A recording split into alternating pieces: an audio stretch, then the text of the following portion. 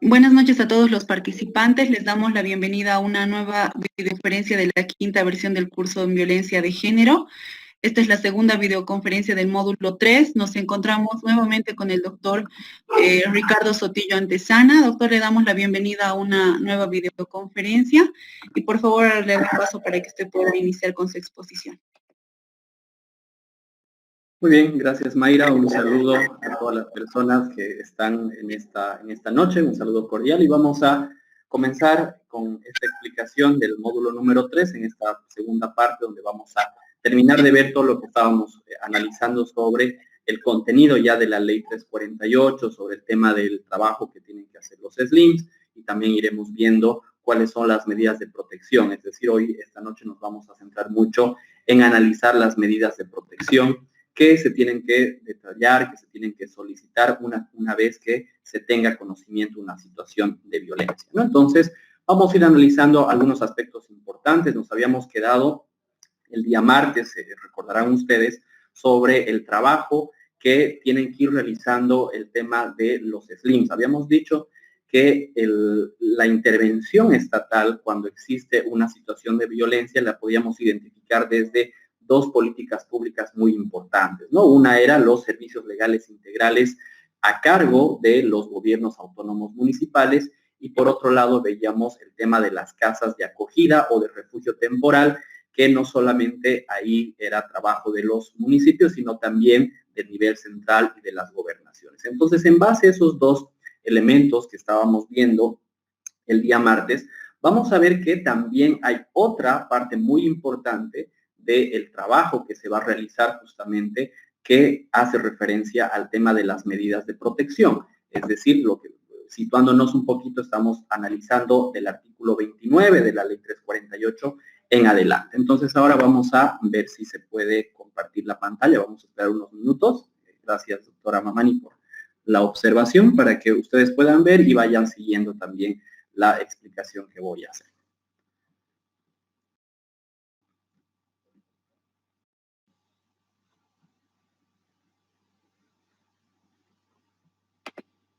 ¿Ahí sí logran ver, doctor, o no estoy compartiendo? Yo no logro ver, no sé si pueden ver nuestros compañeros. Me parece que estamos teniendo problemas en el tema de compartir la pantalla. Sí, a mí no me está saliendo tampoco la opción. ¿Puedo volverlo a habilitar, doctor, para que pueda hacer la prueba Ya, usted? a ver, por favor. A ver, ya está habilitado. Muy bien.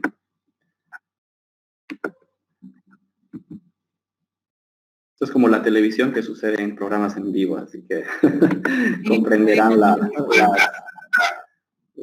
estas dificultades. Pero bueno, vamos a volver a intentar, si yo puedo compartir ahora. No sé si ahora pueden ver. Mayra, no sé si puede ver. No se logra ver, doctor, lo que está compartiendo. Me parece que vamos a tener que crear una nueva sala, como hemos hecho ayer. A ver, permítame, estoy solicitando a sistemas que me colaboren. Ya, muy bien. No se preocupe. Entonces vamos a esperar unos minutos, por favor. Ahí a Gabriela, Roxana, a Michael, por favor, unos minutos para que puedan seguir la presentación, y obviamente es un poquito más ágil cuando uno está viendo la presentación en PowerPoint, ¿no? Así que vamos a tener un poquito de paciencia, por favor.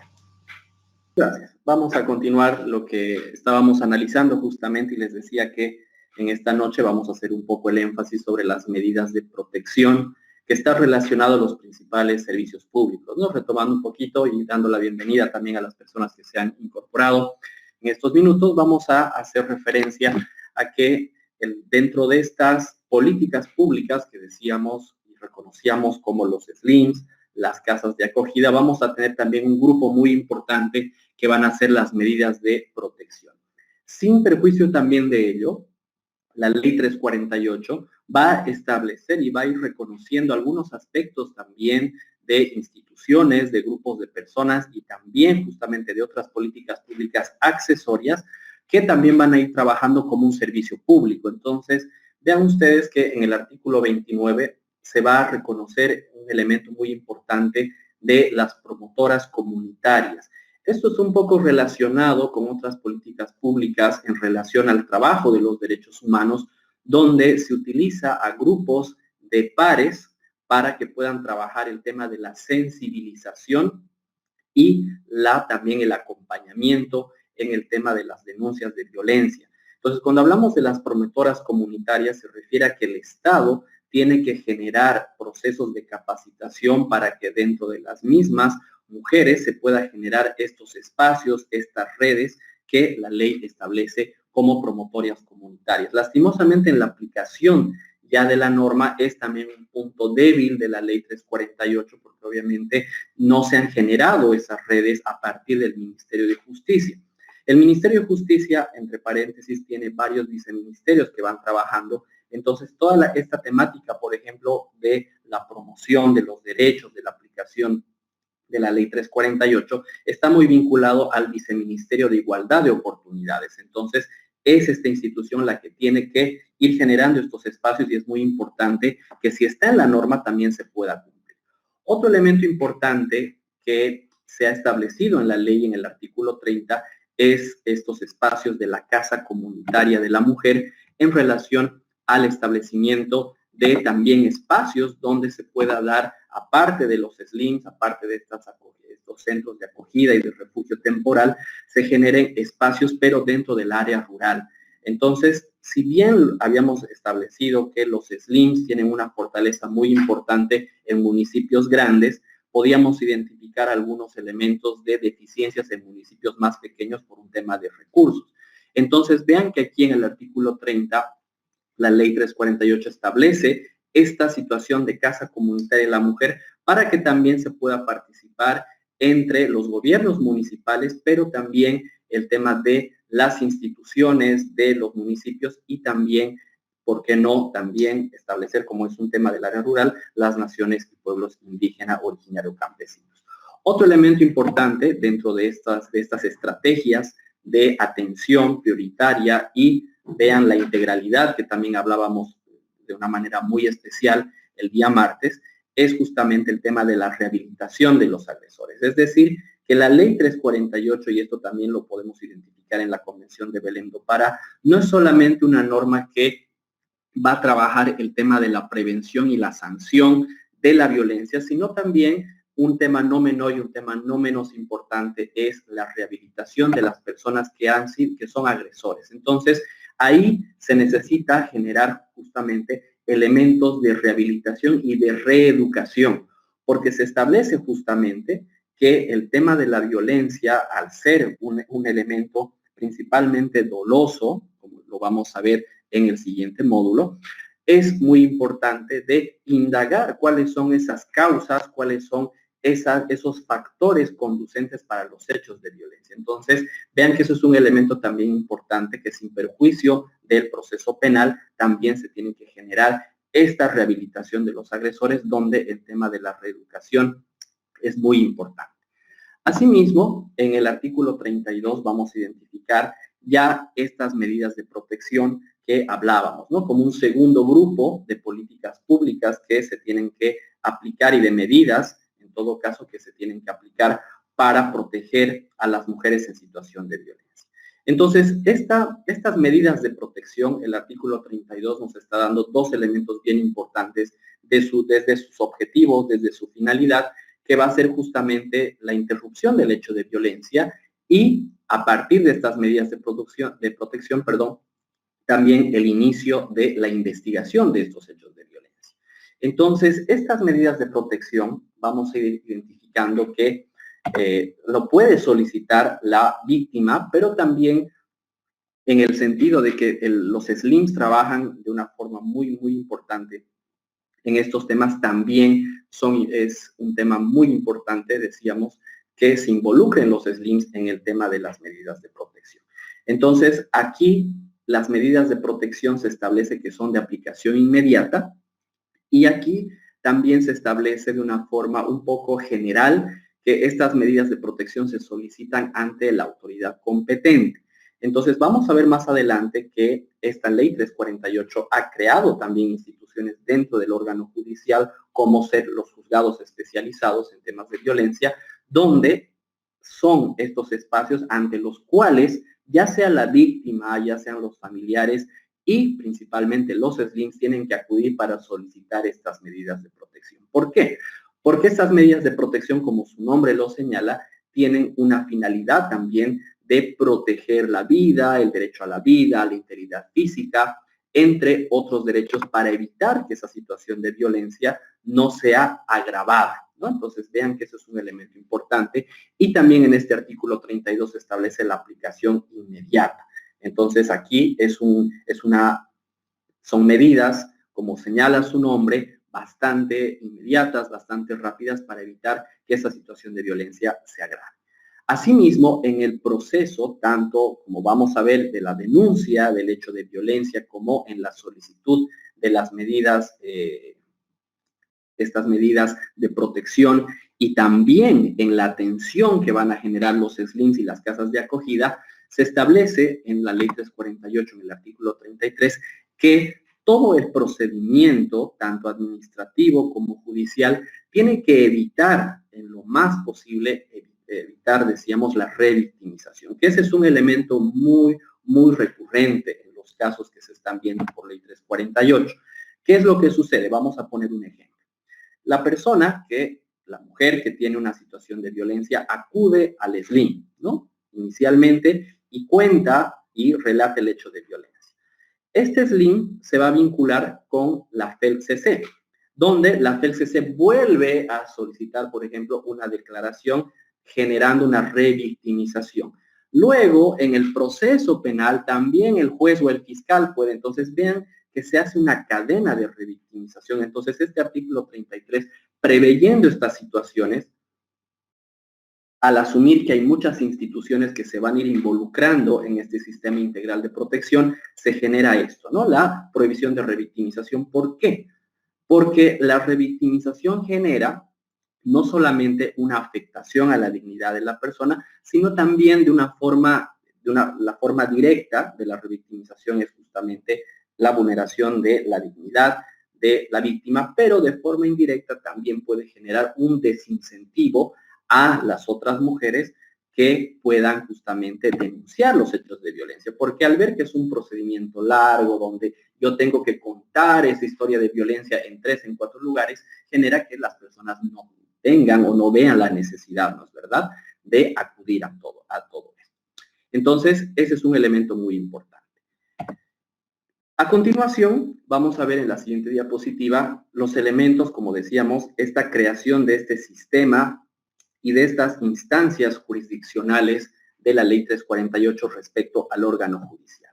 Entonces, habíamos visto que dentro de los principios, las definiciones y el mismo espíritu del tema de la ley 348 es muy importante la especialización, la especialidad, que también se puede utilizar esos dos términos como un sinónimo en relación a la formación de los servidores públicos, pero también es muy importante que esta especialización se vea reflejada en una suerte de, no jurisdicción especial, sino de juzgados especializados en la temática. Entonces, se establece inicialmente que las juezas y jueces en materia familiar pueden disponer de estas medidas de protección. Entonces, ese término un poco amplio que veíamos en el artículo 32, cuando hace referencia a la ley a la autoridad competente, entonces en el artículo 34 la misma ley ya hace esta precisión, y son estas juezas y jueces en materia familiar quienes pueden disponer las medidas de protección. Y vean que, ya habíamos señalado, lo puede realizar la víctima o también los SLIMs, bajo esta lógica de que tienen que ser inmediatas. Asimismo, se establece en el artículo 35 la protección del entorno de las personas que puedan estar también vinculadas a ese hecho de violencia, principalmente niñas, niños y adolescentes, generando espacios de guarda legal temporal, ¿no? Entonces ahí vinculamos con otros espacios, con otras políticas públicas, por ejemplo, pero ya relacionadas específicamente a las niñas, a los niños y adolescentes. Otro elemento importante dentro de estas medidas que se pueden tomar para trabajar y disminuir los hechos de violencia es que los municipios, los departamentos y también el nivel central del Estado puede declarar la alerta contra la violencia. ¿Cuál es el efecto de la declaratoria de alerta contra la violencia que se han dado en algunos momentos y que también deberían darse en muchos espacios con mucha más frecuencia, considero? Es una asignación especial de recursos. Ustedes saben que a veces el tema de la ejecución de las políticas públicas tiene su principal óbice en el tema de los recursos económicos. Entonces, cuando se ve, por ejemplo, un incremento de los hechos de violencia, de las denuncias, de los casos que vemos en los medios de comunicación, entonces las autoridades, vuelvo a repetir, tanto nacionales como subnacionales, tienen esa facultad de declarar.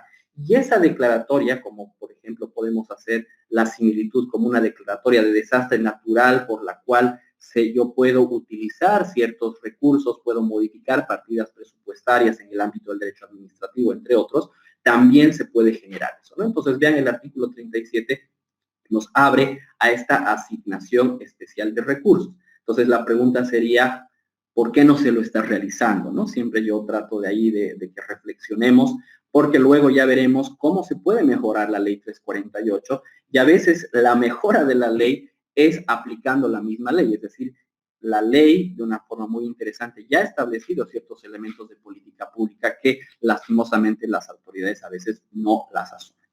Asimismo, en el artículo 38 habla que estas medidas de protección tienen que realizarse de una forma inmediata y obligatoria, ¿no? Entonces, este elemento importante es solamente un refuerzo de lo que ya habíamos visto anteriormente. Asimismo, establece que esta declaratoria de alerta contra la violencia y todas estas políticas públicas que también se puedan generar, tiene justamente una duración máxima de 1 año. Entonces, vean que aquí no solamente es un tema de un término abierto, ¿no?, para la utilización de recursos económicos de manera especial, sino que tiene un plazo. Y esto responde no a un tema restrictivo, sino responde a que la declaratoria de la violencia tiene que tener unos objetivos y unas actividades muy específicas para que justamente se genere unos resultados muy importantes. Entonces, vean que aquí también es muy importante cómo vamos a ir viendo el tema de el principio de separación y coordinación de poderes dentro también de los niveles subnacionales, es decir, quienes tienen que fiscalizar esta declaratoria, esta asignación especial de recursos, son los órganos legislativos. Entonces, vean que no todo solo recae también sobre los órganos ejecutivos, sino que también los órganos legislativos también tienen una responsabilidad de hacer seguimiento a estas situaciones.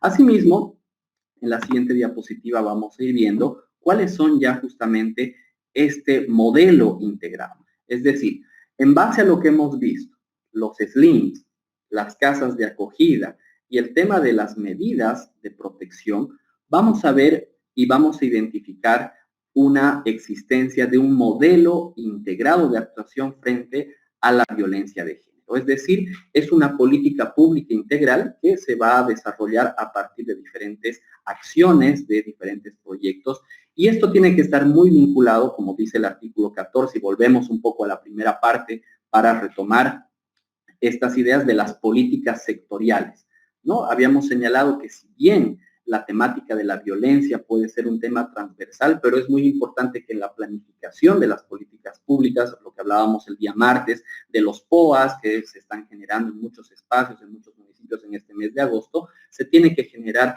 políticas específicas al respecto.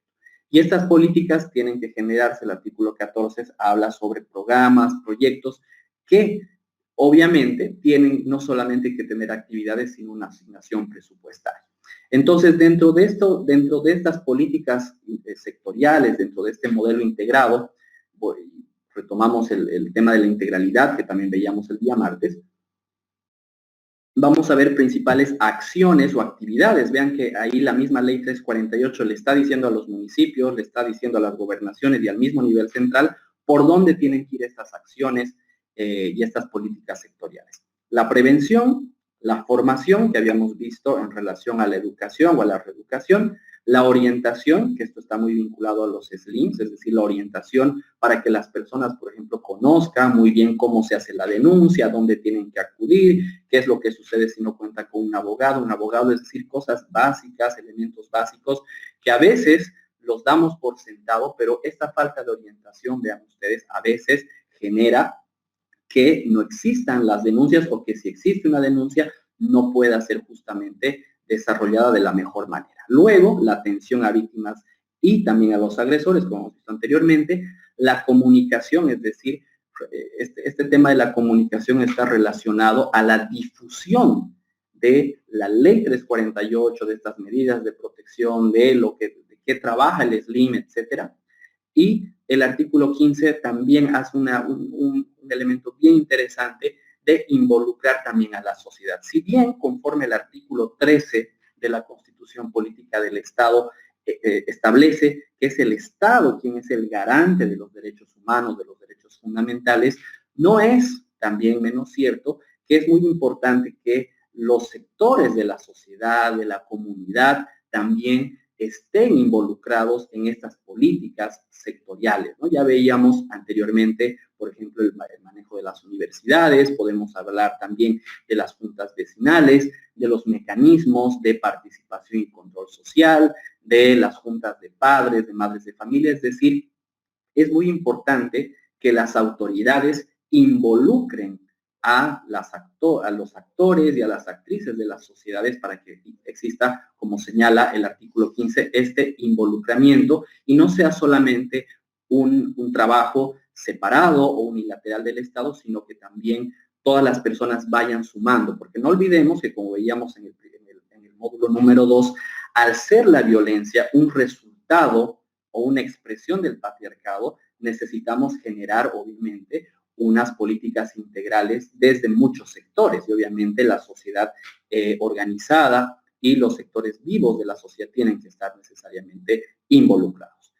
Y esto, bueno, hablábamos ya también en la anterior clase de que el ente rector es el Ministerio de Justicia, pero haciendo aquí una precisión muy importante, que también ahí es una deuda que siempre sucede, que tiene que haber un informe anual a la Asamblea Legislativa. Es decir, al ser los municipios, las gobernaciones, los que trabajan un poco más de cerca el tema de la aplicación de los SLIMs, de las medidas de protección y de las casas de acogida, pero obviamente tiene que haber una información muy importante al Ministerio de Justicia, quien en su labor de ejecutar las políticas públicas debe informar a la Asamblea Legislativa como el ente fiscalizador. Entonces, hay que ver, también hay que indagar qué ha sucedido todos estos años sobre los informes anuales del Ministerio de Justicia, porque vamos a ver que en estos informes del Ministerio de Justicia no solamente se va a hablar de las denuncias, sino se va a hablar también de presupuestos, se va a hablar de elementos importantes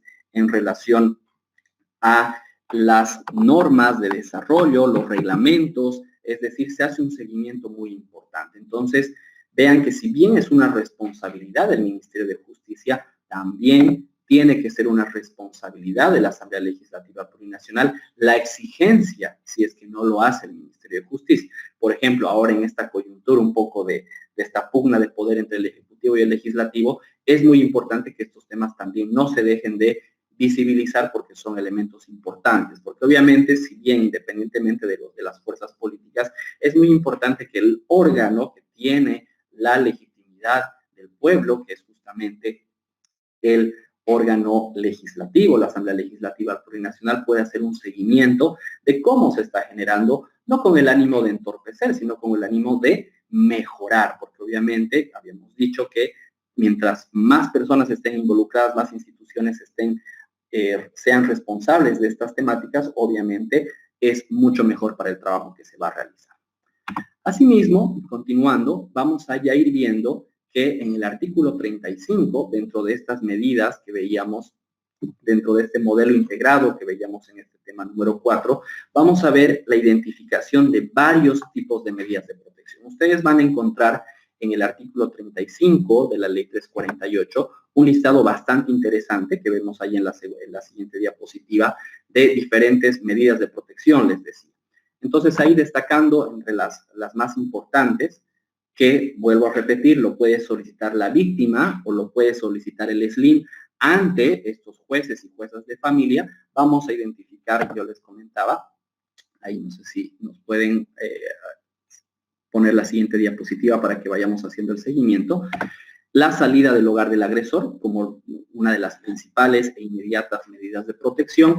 Luego también la prohibición de la disposición patrimonial de los bienes comunes, que a veces sucede, ¿no? Ventas, alquileres, anticipos en esa situación de violencia. Luego la asistencia familiar, la tramitación de asistencia familiar para las hijas, los hijos o las mujeres que están sufriendo la violencia. También la situación de prohibición de acercamiento a la víctima, o también la restitución de la mujer de su domicilio, ¿no? Hay situaciones donde por el hecho de violencia la víctima tiene que salir del domicilio, entonces ahí vean que está muy relacionado al tema del derecho a la vivienda, esta restitución de la mujer a su domicilio, la prohibición de comunicación con la víctima, que también vemos.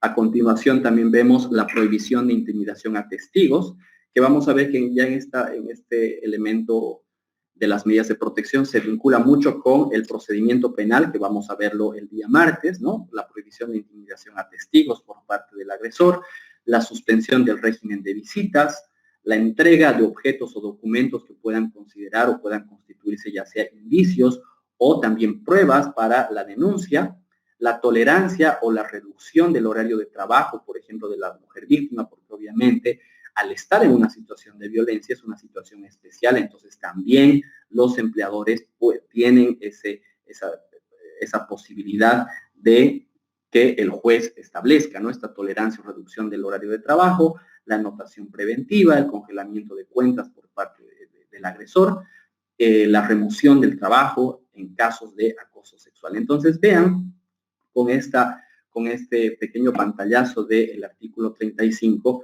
lo que se identifica de una forma muy clara es que estas medidas de protección son muy amplias, son muy importantes y considero que se identifica la integralidad de una forma muy clara de estas medidas de protección.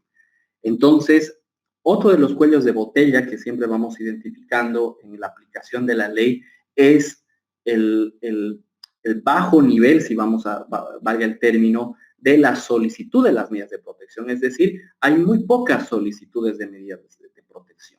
Eso puede responder a dos elementos que también lo establece en el informe de ONU Mujeres, que ustedes lo veían en el módulo número 2, que puede responder, por un lado, a esta falta de conocimiento de la ley, esta ausencia de información del contenido de la ley, o también de esas barreras que están vinculados al derecho al debido proceso con relación en su vertiente de acceso a la justicia. Es decir, yo conozco la ley como víctima, pero no puedo acceder porque no puedo generar una denuncia, no sé dónde están los SLIMs, llamo a una línea gratuita, no me contestan. Es decir, estas barreras que señala justamente este informe de las Naciones Unidas que también generan que no existen unas medidas de protección, ¿no? O también a veces esta falta de sensibilización de las juezas y los jueces en materia familiar, que a veces genera, por ejemplo, que existan muchos elementos de formalismos, excesivos formalismos, por ejemplo, en la solicitud de estas medidas de protección, como podemos establecer que tenga que sí o sí tener la firma de abogado, que tenga que estar presente la víctima. Entonces vean que hay una suerte también de barreras que por las cuales estas medidas de protección, que son bien interesantes, son bastante amplias, son integrales, pero no se están asumiendo de la mejor manera, ¿no? Entonces ahí ya lo veremos también como otro mecanismo que quizás se pueda trabajar desde como mejora, ¿no?, de la ley. Continuando con este tema del modelo integrado de actuación frente a la violencia de género, vamos a ver cómo también esta ley 348 a partir del artículo 17, también vinculado con las medidas de protección, genera espacios de prevención de la violencia. Y aquí lo que quiero destacar de estos 4 elementos que ustedes están viendo de la prevención de la violencia, la siguiente diapositiva, por favor, vamos a ver 4 elementos, decíamos, o 4 espacios de la prevención donde se busca un involucramiento de los sectores de la sociedad. Es decir, una prevención estructural, una prevención individual, una prevención colectiva y una prevención comunitaria. Y esto, como ya habíamos mencionado también anteriormente, tiene la finalidad del involucramiento de los sectores de la sociedad a la temática de la violencia contra la mujer. Entonces, si bien, al igual que la atención, la prevención es tarea principalmente también del Estado, vean que al generar estos 4 espacios de prevención, se establece también el involucramiento de muchos otros actores, de muchas actrices también en esta situación. Asimismo, vamos a ver que estos elementos de la prevención, y aquí en el artículo 19 en adelante, volviendo un poco atrás porque está relacionado al modelo integrado, se va a generar diferentes mecanismos de prevención en relación a diferentes ámbitos de la vida social. Y aquí es muy importante porque la ley 348, que también lo menciona y lo hace la Convención de Belém do Pará, establece diferentes y reconoce diferentes ámbitos, ¿no? Vamos a ir avanzando, por favor, en las diapositivas. Establece diferentes ámbitos, les decía, de espacios donde se tienen que generar la prevención. La siguiente, por favor.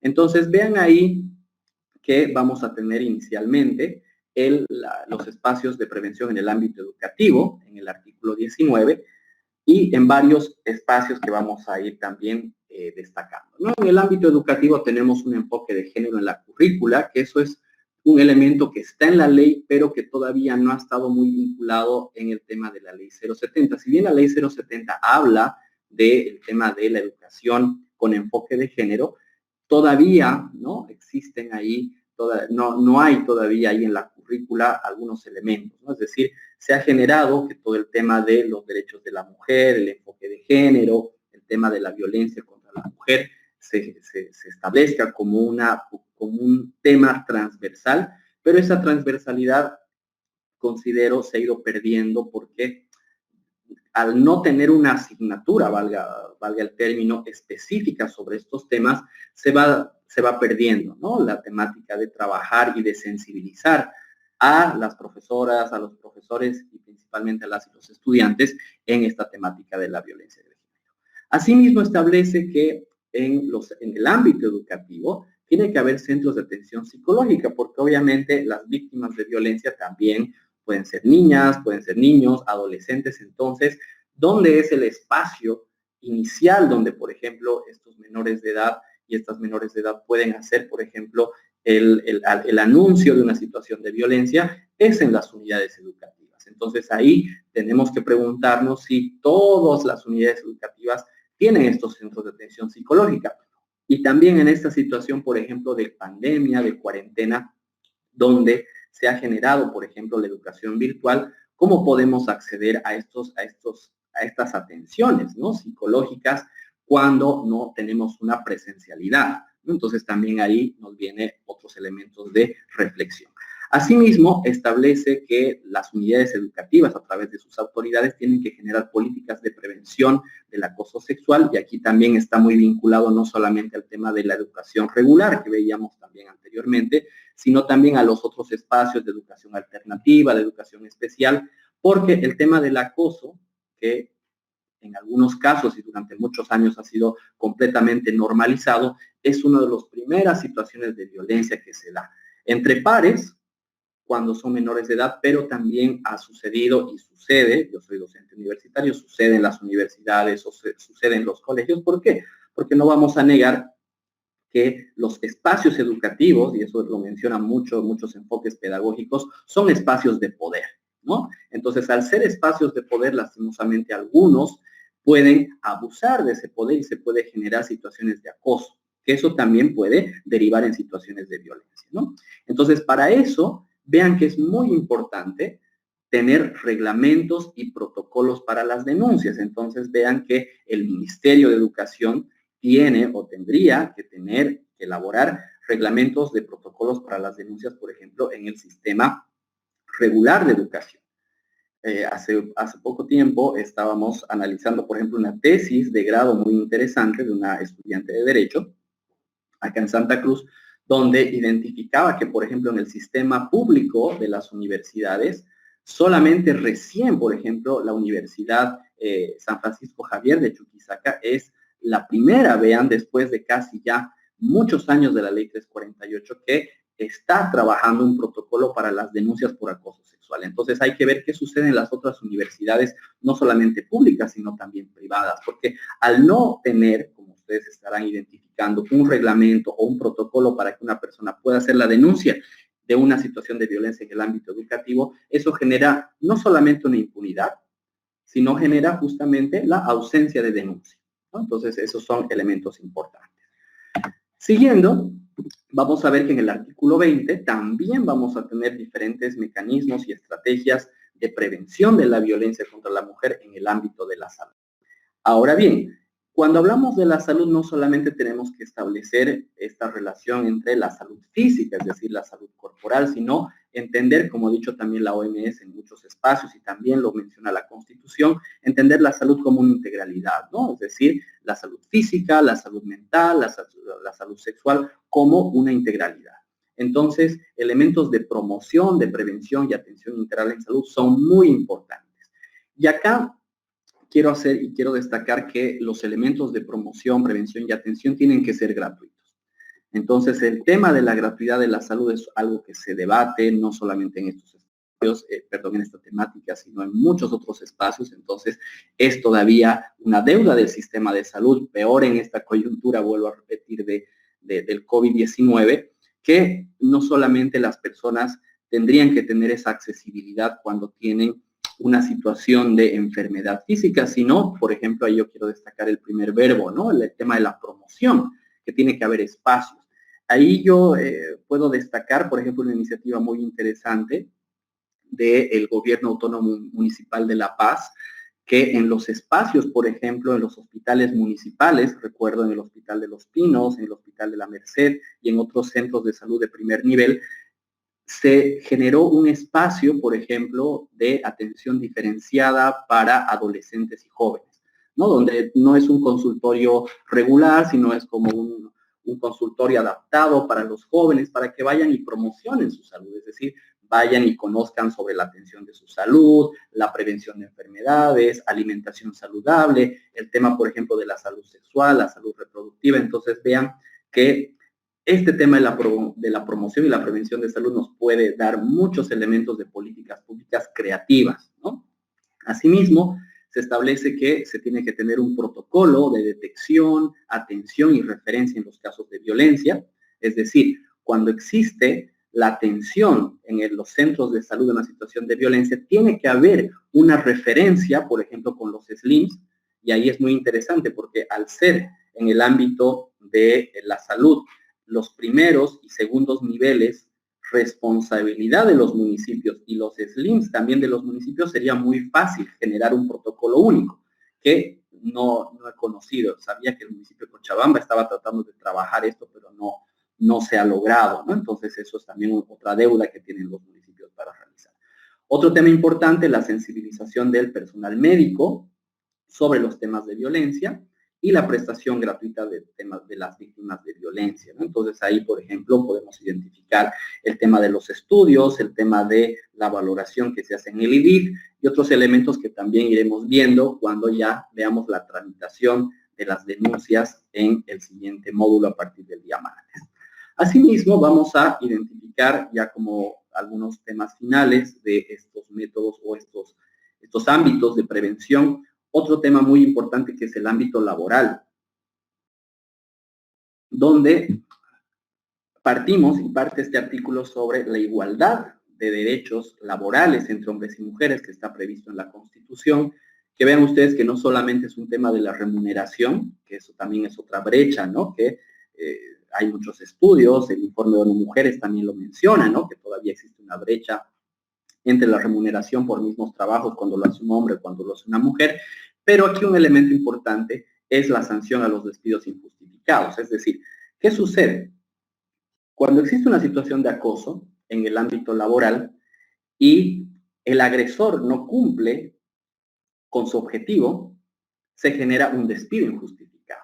Entonces, vean que ahí muchas de las situaciones, y eso se puede cruzar con algunos informes del Ministerio del Trabajo, sería muy interesante también trabajar esos temas, de cuál es la relación de los despidos injustificados, por ejemplo, hacer una investigación muy interesante de un periodo de tiempo, 6 meses, 1 año, en relación a las mujeres. ¿Cuáles son realmente las causas, ¿no? Y a veces esos temas se invisibilizan, se quedan como un despido injustificado, pero quizás detrás de ese despido injustificado, a esa idea quiero llegar, está una situación de violencia, está una situación de acoso laboral que no la estamos visibilizando.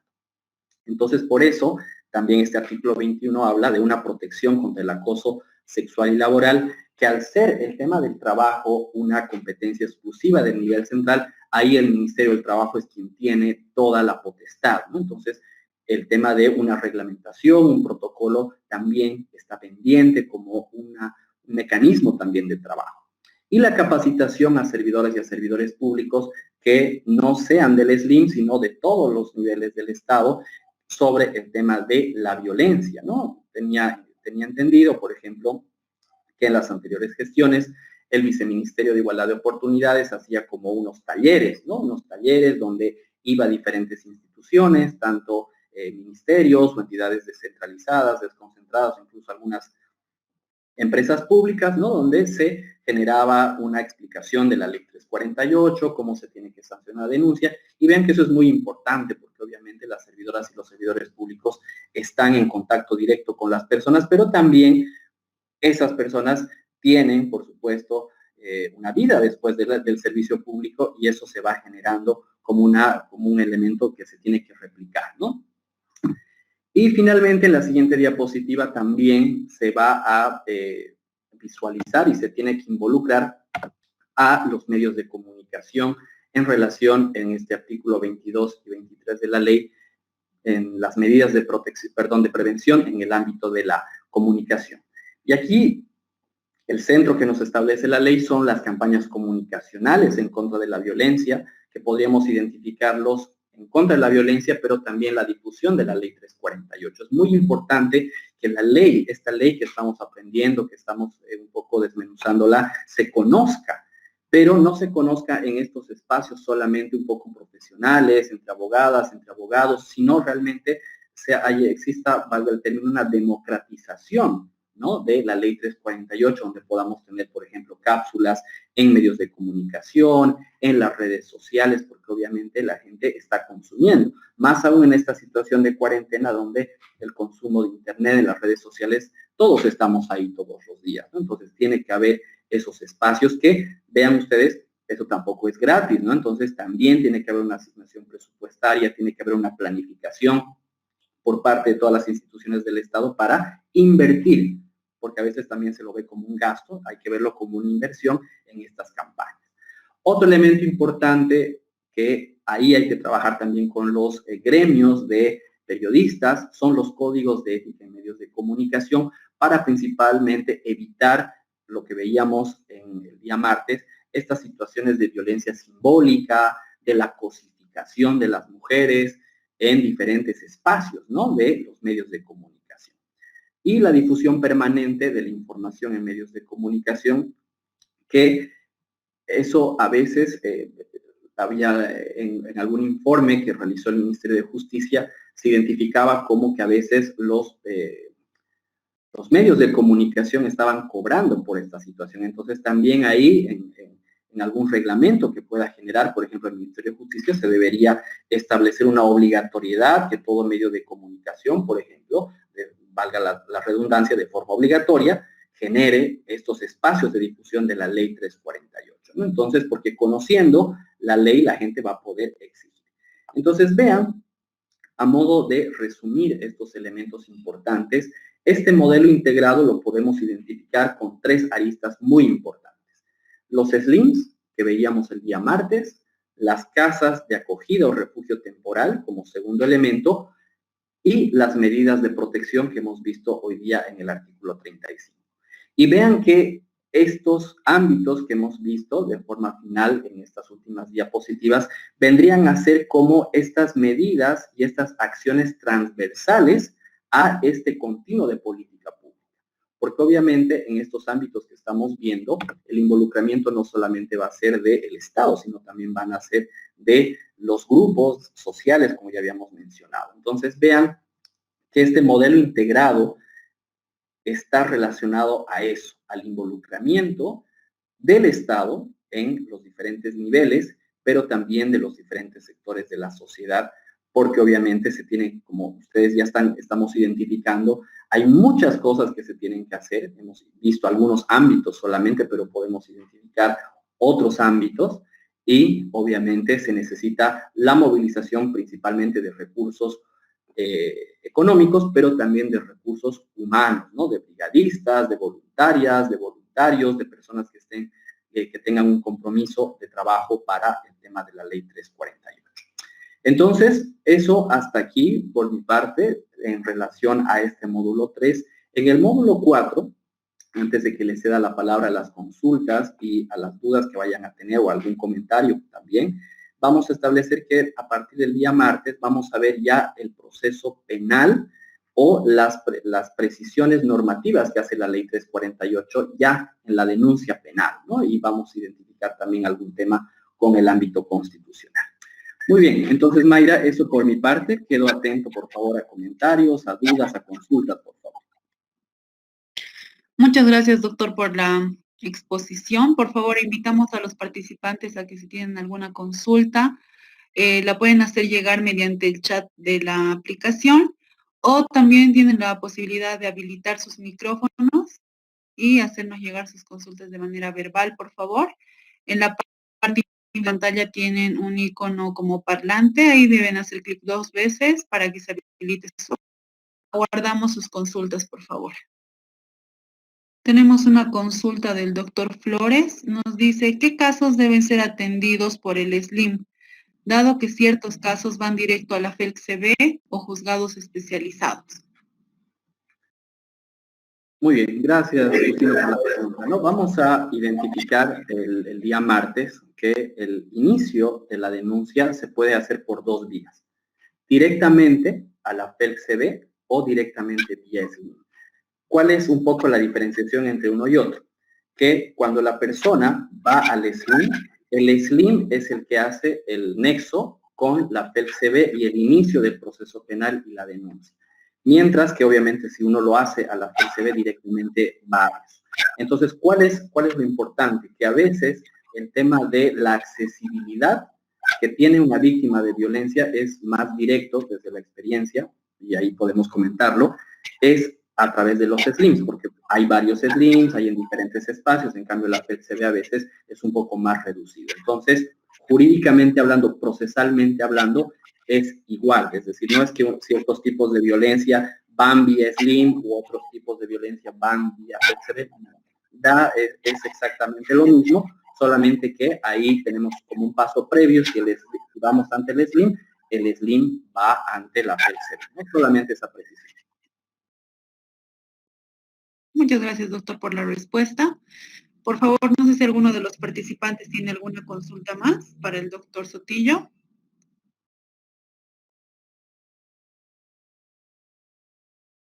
Buenas noches, doctor. ¿Me escucha? Sí, lo escucho, Gabriel. Buenas noches. Buenas noches, doctor. Una consulta sobre las medidas de protección. En caso de no querer otorgarlo por parte del Ministerio Público, ¿se lo puede solicitar directamente al control jurisdiccional? Así es, ¿no? Un elemento importante de las medidas de protección, que también lo vamos a ver ya procesalmente, es que se pueden solicitar de forma directa ante el juzgado. Entonces, a veces, sí, un poco uno queda a merced, ¿no? De que si el fiscal o la fiscal va a solicitar, entonces si no existe esa intencionalidad, la víctima lo puede hacer de forma directa, ¿no? Ante el juzgado de familia. Ok, gracias. Le comentaba esto porque tuvo un caso de violencia familiar y doméstica donde se solicitó al fiscal que otorgue las correspondientes medidas de protección y bueno, el fiscal lo que ordenó fue un informe por el asignado al caso. Entonces, previo a poder otorgar las medidas de protección. Entonces, en ese tiempo se nos ha dilatado el proceso, tenemos el cambio de oficiales en provincia, normalmente cambian pues los efectivos policiales sus turnos, entonces por eso era mi duda si podemos presentarlo y solicitarlo directamente al control jurisdiccional.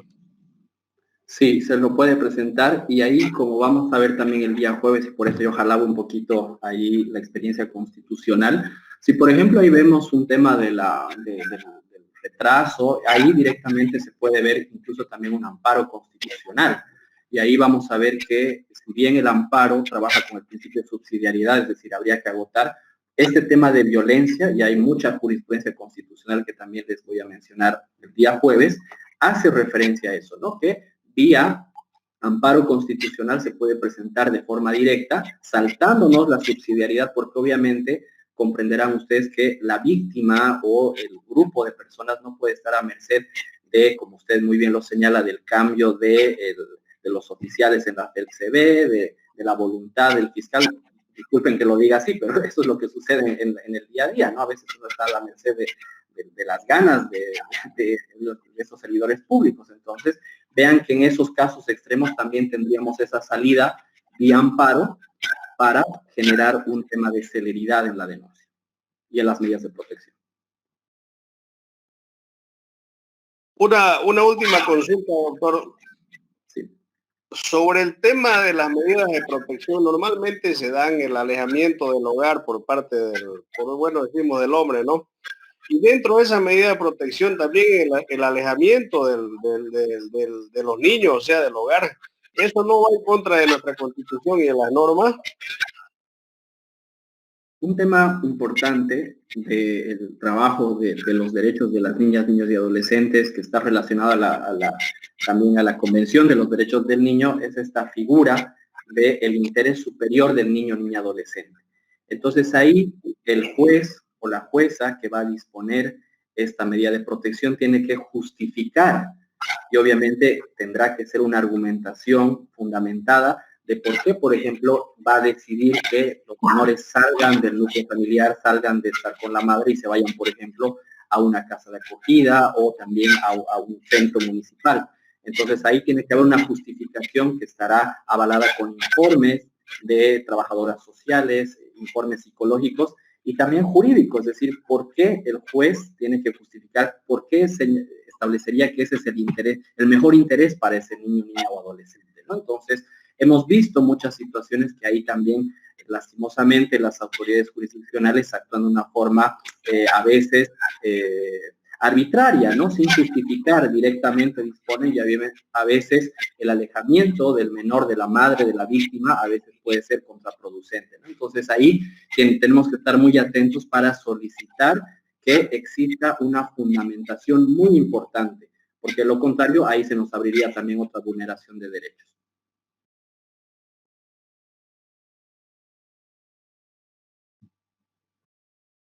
Perfecto, doctor. Muchas gracias por la respuesta. Tengo otra consulta del doctor Gutiérrez. Nos dice, en caso de una medida de protección de restitución de la mujer al hogar, ¿se puede solicitar allanamiento para efectivizar esta restitución?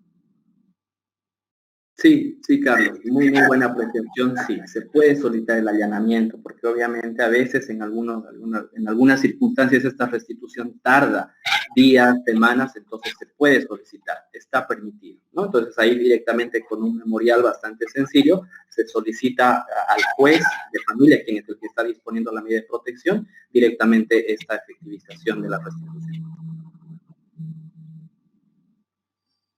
Muchas gracias, doctor, por la respuesta. El doctor Peña nos dice, gracias, doctor Sotillo, por despejar mis dudas.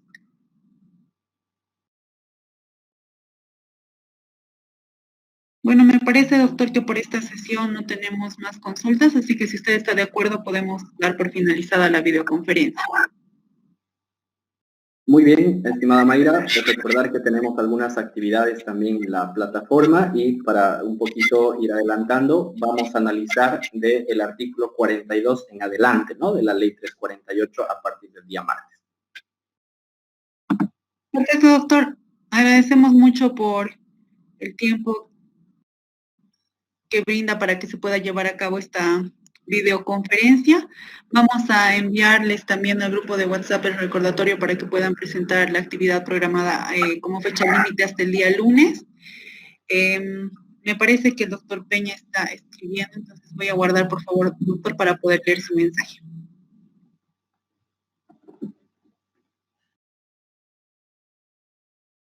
Bueno, ninguna, agradecerle nomás al doctor Sotillo por transmitirnos sus conocimientos y gracias, vamos a estar atentos a las clases que vamos a tener en lo posterior. Y buenas noches a todos y gracias, ¿no? a la plataforma y a todos, ¿no? Por estos cursos que nos ayudan mucho, ¿no? En despejar algunas dudas y en el tema del conocimiento. Gracias, doctor Sotillo, muchas gracias. A la orden, con gusto. Perfecto, doctor. Le agradecemos también al doctor Peña por sus palabras. Entonces podemos dar por finalizada la videoconferencia. La misma ha sido grabada. Va a ser subida posteriormente a plataforma. Por favor, todas las videoconferencias se encuentran en la herramienta enlaces para que revisen si les ha quedado alguna duda respecto a lo expuesto por el doctor Sotillo. Entonces, nuevamente, doctor, muchas gracias por su tiempo y buenas noches a todos. El día martes, hasta luego.